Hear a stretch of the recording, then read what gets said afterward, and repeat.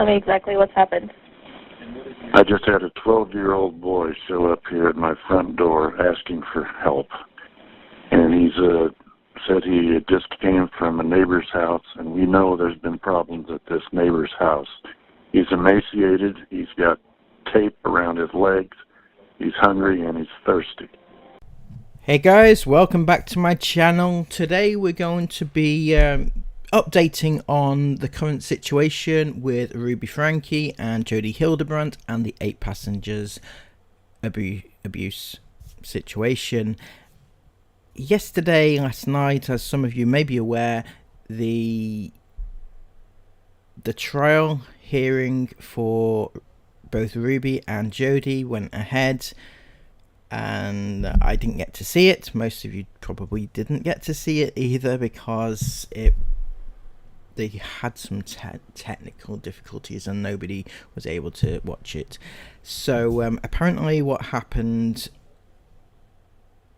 when all was said and done was that Ruby and Jody were denied bail. They had to remain in jail until the hearing, which is on the 21st of September. It says both women were ordered to be held without bail. Their bond hearings are slated for 21st of September. Ms. Franke has reportedly been relocated to the medical unit of the jail, but the reasons for her move are unclear. I would suggest probably, it's a separation from her kids. As much as she hated her kids and abused them, it's a safety thing, isn't it, to make sure mothers are not at risk to themselves, possibly. I don't know, it's just speculation. So what happened before this, the day before, in actual fact, we're going to go over this. It's really difficult to hear, but I think we have to, just to keep up with what exactly this piece of is getting up to. And her defense is insane. If anybody ever had any sympathy for this woman, I suggest you just leave it to one side and listen to what she is classing as a defense, the reason why she did what she did. So this was from an article in the Daily Mail, and it says, mother of 6, Ruby Franke, sobbed in court as she appeared for a shelter hearing for her 4 minor children to determine custody. Well, I'm assuming that she's not going to get custody. I mean, just me? Am I the only one that thinks that? Anyway, maybe I'm not quite getting it. Speaking to the public courtroom on Thursday, the Mormon mum at times broke down as she made shocking claims that one of her minor children sexually abused their sibling and molested several other family members and children in the neighborhood over the years. That is absolutely, I don't have any words for just how horrible that actually is to say about your own children, to say about your own kids, to accuse them of this. The court hearing, presided over Judge Sushada Bazel, lasted just 30 minutes, and inside was Franke's husband Kevin with his attorney Randy Kester. At another table were the state attorneys and what appeared to be Franke's 2 eldest daughters, appearing to be accompanied by an attorney as well. So that's interesting. The 2 eldest daughters, that's Shari and Julie, seeming to pin the blame for her behaviour on her children. Franke went into horrific detail about how one of her 6 kids abused other children. She claimed that one of Franke's kids began looking at pornography at just 3 years of age. So obviously that's a load of shit. No 3-year-old, picks up a magazine or logs on to, the porn websites and things. It doesn't It's not a thing. In one of the most shocking claims, Franke said that her child had been sexually abusing a younger sibling for years, adding that eventually the two of them began to abuse other children. She also claimed her two children played a patting game with each other but did not go into further detail. Franke said that in May, her child confessed to sexually abusing 20 people, including cousins and neighbours. She provided no proof of her sickening allegations. Now, yeah, I mean, because it's not true. And to accuse your own flesh and blood of these it's just sick. It really, really is sick. And to make it as a defense why you abused your children, why you had to tie them up, that's what she's saying. She's saying, right, I had to tie them up because they weren't good kids, and they were a threat to other kids and things like that. That's what she's saying, and that's what the reason she's giving. And to use that as a defense against why you've committed what the crimes that you've committed, to use that as a defense is pitiful. It is it's the most sickening thing I think you could ever come out with in court.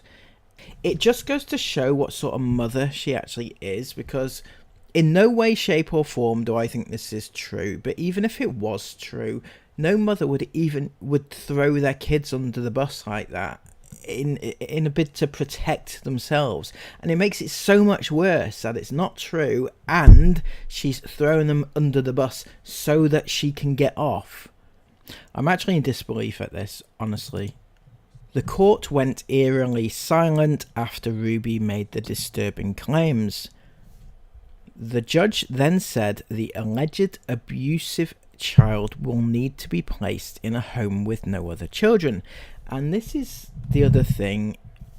Because Ruby has been so vindictive against her own children, this child is going to have to be placed in a home to save other kids, so they don't get to be with anybody else. They don't have any company or companionship or anybody to play with, and that's just another form of isolating the child who is being isolated for years.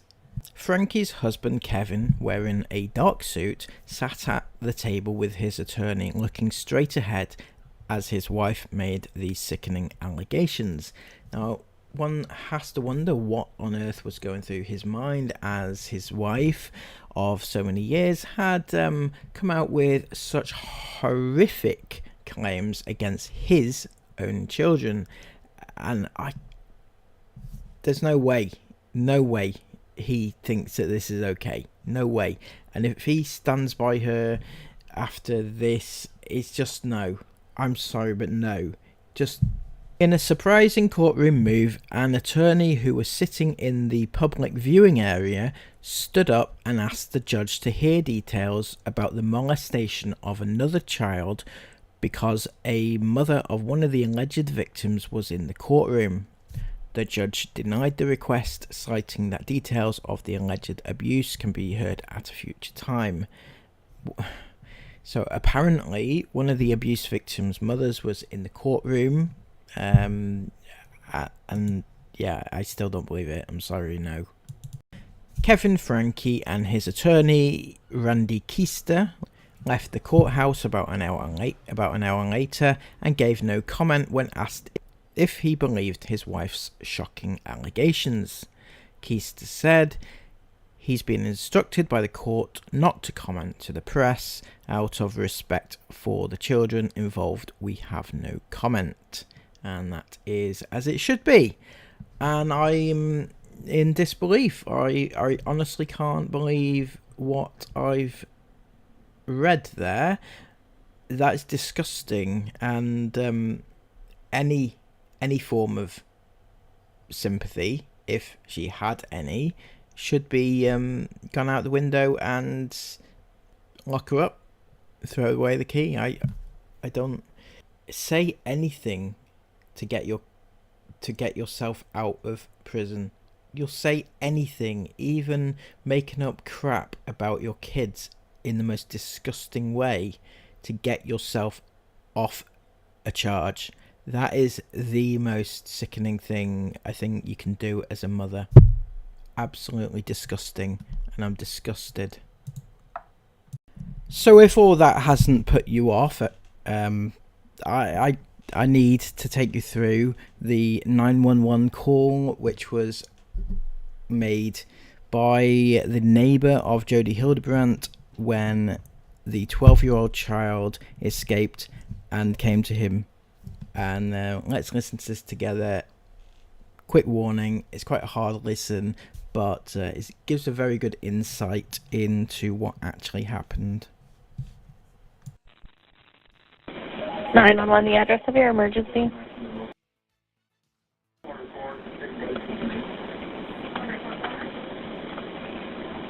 Okay, and the phone number you're calling from. Tell me exactly what's happened. I just had a 12-year-old boy show up here at my front door asking for help. And he's said he just came from a neighbor's house, and we know there's been problems at this neighbor's house. He's emaciated, he's got tape around his legs, he's hungry, and he's thirsty. I know we've heard the words like written down before, but listening to the actual call of the man calling the police, it's really, really, really heartbreaking to hear those actual words, that a boy turned up at his house desperate for food and water and had been tied up, and just I can't imagine how he must have felt seeing that. Okay. Is your door locked? No, I'm sitting outside with him on the front patio. Okay, cool. And he asked us to call the police. Okay, that's interesting. The boy asked him to call the police. What's So his he's name? very afraid. What's your last name?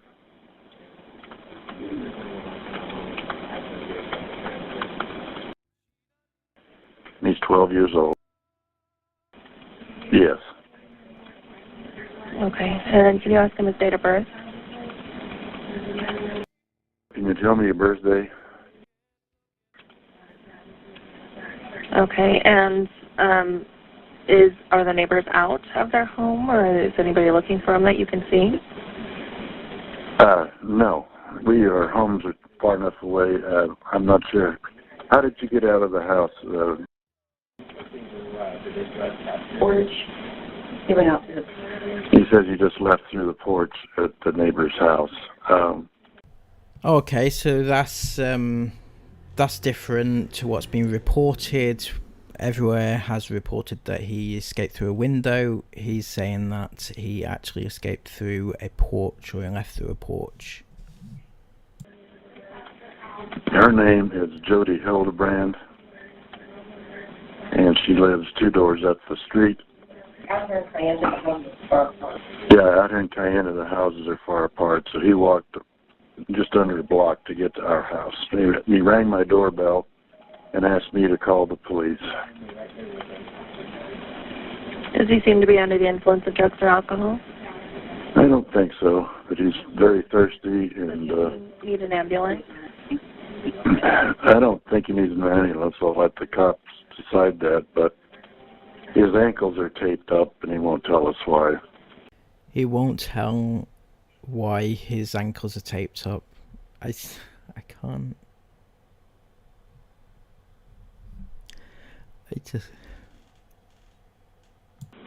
Okay. But he has duct tape around each ankle. Yeah, there's sores around them. I think there's a good chance he's been... Oh, and he has been around his ankles. I mean, his wrists as well. Okay, this boy has been He needs... This kid has obviously been... I think he's been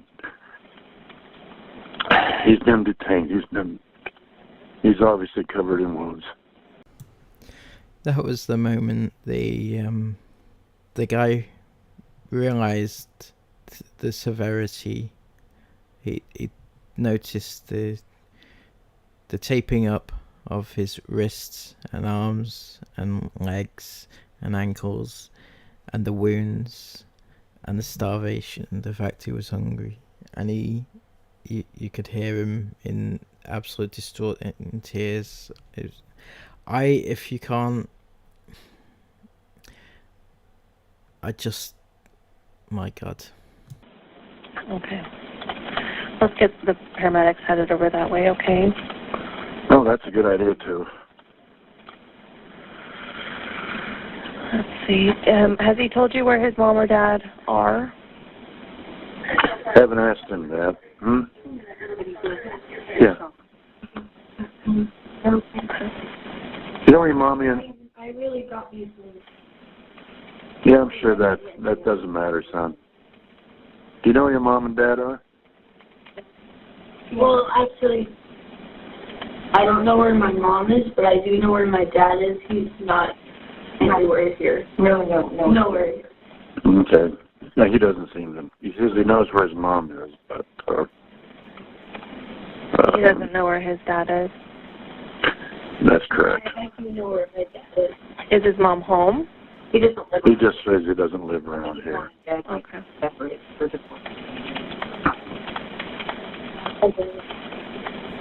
Is his mom we're in getting... the area? Is your mom around here? Have you seen her lately? No, He doesn't know where she is right now. Does he know his mom's name? What's your mom's name? Ruby Franke? Ruby Franke is his mom's name. Okay. How do you spell the last name? Franke. Franke. Okay. And does she live in the area? I've just got to say, once again, I'm not laying any blame to anybody, but how can anybody in that family, how can they have allowed this to happen to this child? He was all alone with his sister, tied up, starved, and nobody in the family even was there or knew what was happening. How can nobody have known? How can nobody have been paying attention to what was happening? How? I'm sorry. I'm still lost on that. Anybody, nobody. They've all claimed that they didn't know what was going on, or they had been trying to get the kids out of the situation for a long time, but nobody did anything. How did it get that bad? No, I'm not sure where she lives. He's trying to help us, but he's... That's okay. We don't want to stress him out too much. The officers will go over all these questions with him anyway. I just want to stay on the phone with you until we get some help there, okay? Yeah, What's your name?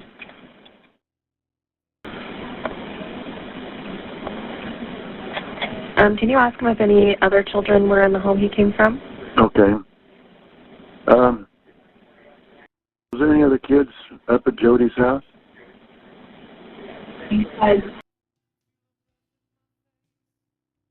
Anybody else?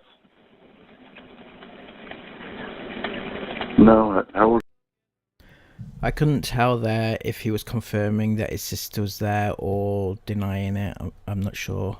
It was a bit unclear.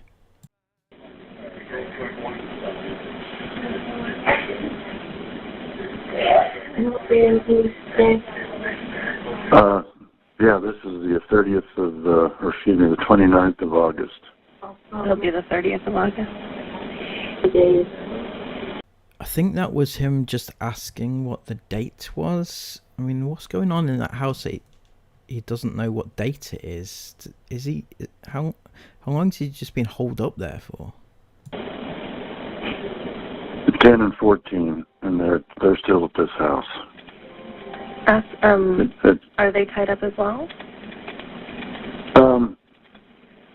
What's the deal with? Are they being held? Do they have wounds on them as well? Okay, so they're asking about his sister there, and the guy's asking if his sister has wounds the same as he does. Nothing bad going on with us. Okay. The boy has just said, "There's nothing going on with us." Like to say, there's nothing actually happening. You don't need to worry. Nothing's wrong. We're all okay, because it's been drummed into him that is normal. That is how it, he's still trying to protect his, in essence, captors. Okay, so they're able to walk around the house and everything. Well, okay. He says everything's fine with them. Grain of salt. Okay. He says what's happened to him is his fault. What's happened to him is his fault. The 12-year-old child says what has happened to him is his fault. He is taking the blame. He knows it's his fault. What he's been subjected to is his fault. That's what he believes. And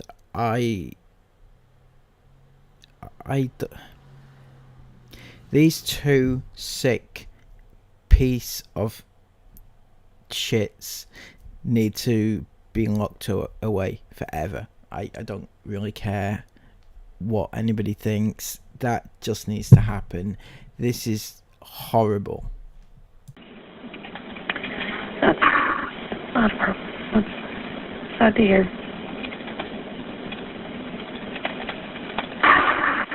They're coming to you as quick as they can, okay? Okay, You're yeah. doing really well. Yeah, I just want to make sure. He's fine. I've got him sitting here. My wife, he got him water and giving him something to eat, because he's hungry, and I think the young man, he's hearing his stocking feet, so he escaped. Well, I'm glad that he was able to make it to They're on their way. where he could be safe. They should just be pulling up now. Let me know when they're with you, okay? Will do.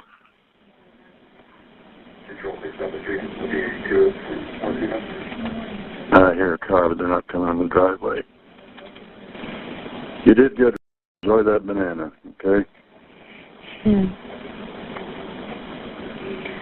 Yeah, he just did the right came from a thing. few seconds ago, so he might be waiting for his partner. I'm not sure. Is Jody up there right now? Yes. Okay. Jody Hildebrand is up there right now. So Jody is actually in the house then, whilst they are sat there. That means that the boy escaped from the house whilst Jody was still there. That is incredibly brave. That's even braver than initially we thought, because he had to sneak out, and he must have been so scared. He must have been so scared. I can't even imagine. Okay. So she may come looking for him here soon, but he's not going to, obviously. I think we need the cops here as soon as possible. I'm just asking where he is now. Yeah, she's a bad lady. We didn't realize how bad. She's a bad lady, but they didn't realize how bad. So they already knew that she was bad. He also confirmed earlier in the recording that that they'd had problems from that household before, but they didn't realize obviously it was this bad. And you can hear the increased tension in his voice, that they need to get the cops there as soon as possible if Jody is there, because he knows that Jody will come looking for him soon. Okay, let's see. I'm just asking where he is. Well, sounds like he's making a phone call real quick to his sergeant. He is going to head up. Okay. All right. Well, if we have to take him inside the house, we will. We're just sitting outside right now because we have chairs out here, and it was convenient. That's okay. If anything, he's sitting out down your driveway and keeping an eye on the house. So if that's where you feel safe, that's where the child feels safe. So let's just stay where you're at. Yeah, I think we're doing this. Yes. Does he have anything with him? No, he's wearing a long sleeve shirt and shorts, and it's way too big for him. Can you tell me what color the shirt and shorts are? Okay, the ambulance is here. Okay. So. Are they with you? No, they're just not getting out of the truck. Okay. Okay. I'll go ahead and I'll let you go then. You did a great job. Okay. Thank you. Thanks, Mike. Bye. Wow, that was intense. And firstly, I'd like to say hats off to the guy who was essentially the boy's savior. He called the cops and sorted him out and gave him food and water, etc. He did an amazing job. More so, the boy did an amazing job to get out of that situation, to escape, especially with Jody actually in the household. So it must have been really terrifying for him. But the details of that call was just horrific to listen to, and it just brings it home just how bad it actually was. I can't even imagine how scary a situation that would have been, and what they went through. And I'll reiterate, what did the family of this boy and his sister actually do to help? I know I've been through this before, I've done a video on it before, but I can't grasp just how they've allowed this to actually happen.